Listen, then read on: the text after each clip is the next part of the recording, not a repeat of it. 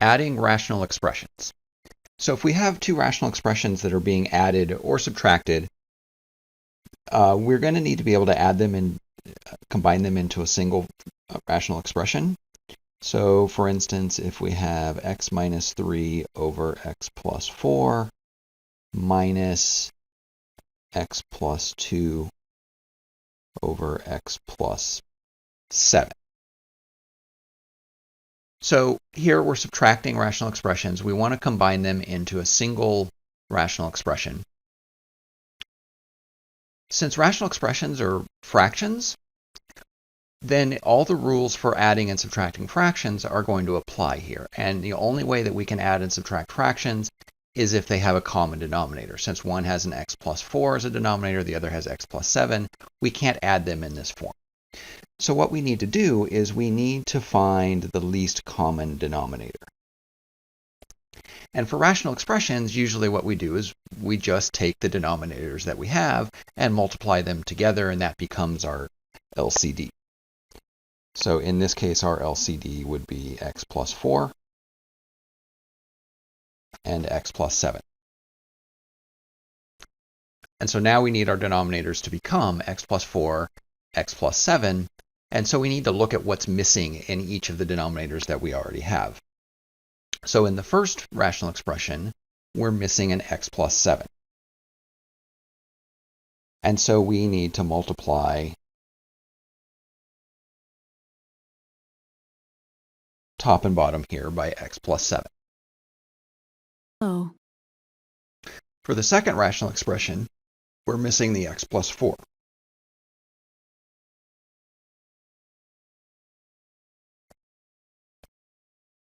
So we need to multiply top and bottom by that. Okay, so we have now x plus 7, x minus 3 over x plus 4, x plus 7 minus x plus 2, x plus 4 over x plus 4, x plus 7.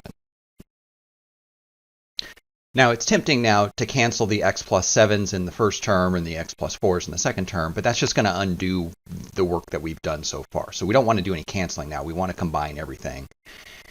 And so what we're going to do next is we're going to distribute on the top, and then we're going to combine the two fractions together.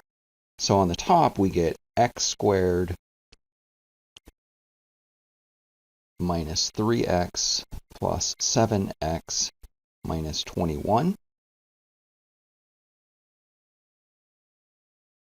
over x plus 4, x plus 7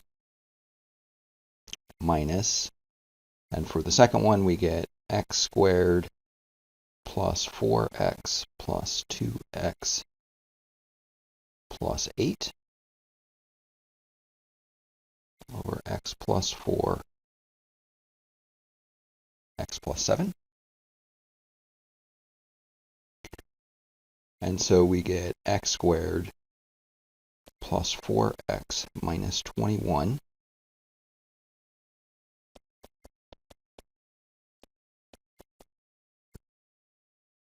minus x squared plus 6x plus 8.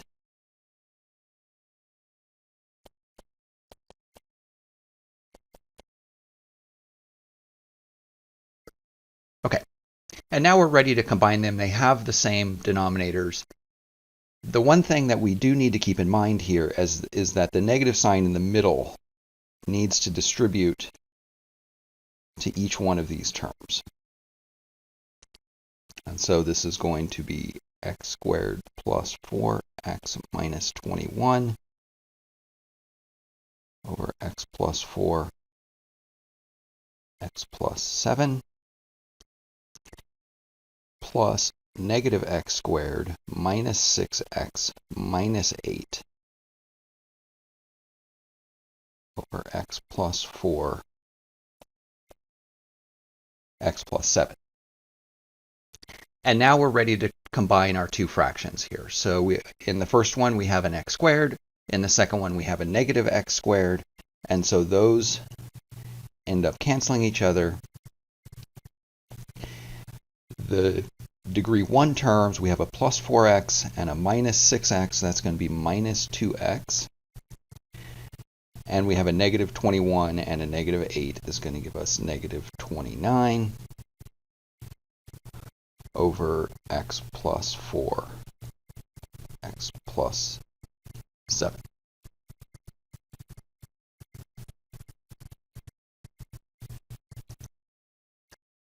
Just like with fractions, when you're adding and subtracting rational expressions, it's always important to make sure that you get a common denominator before you can combine them.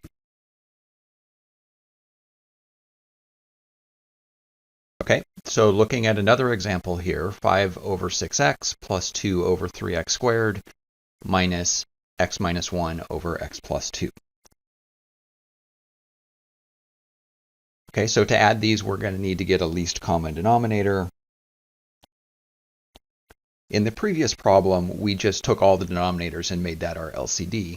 In this problem, we're not going to need to do that because some of the denominators already have some stuff in common. We see that the first rational expression has an x in the denominator, the second one has an x squared.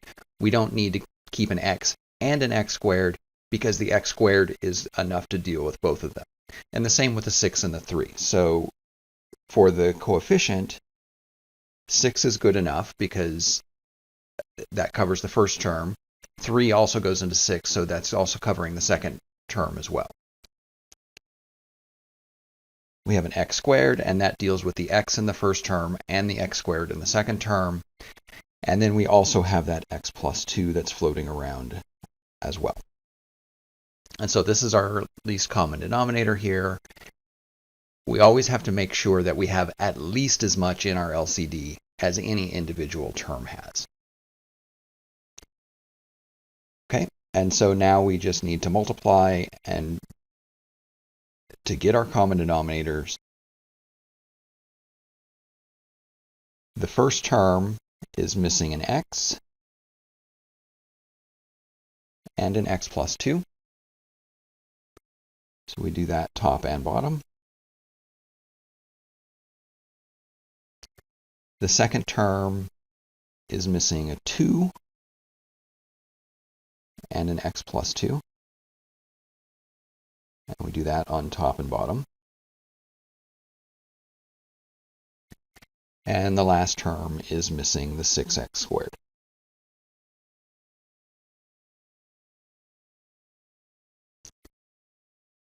Okay. And so we end up with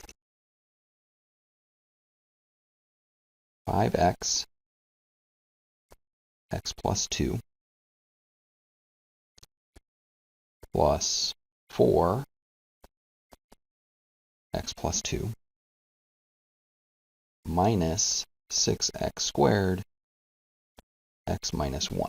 And now I'm just going to combine these all in one step here into a single, and they all have the same denominator, which is 6x squared, x plus 2.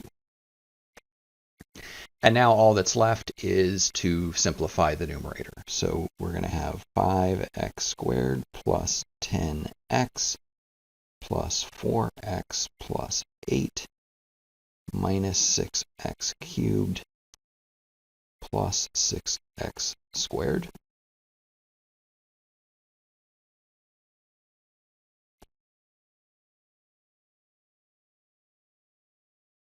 And then putting these in descending order and combining like terms, we get negative 6x cubed. We have a 5x squared and a 6x squared gives us 11x squared. 10x and 4x gives us 14x plus 8 over 6x squared, x plus 2.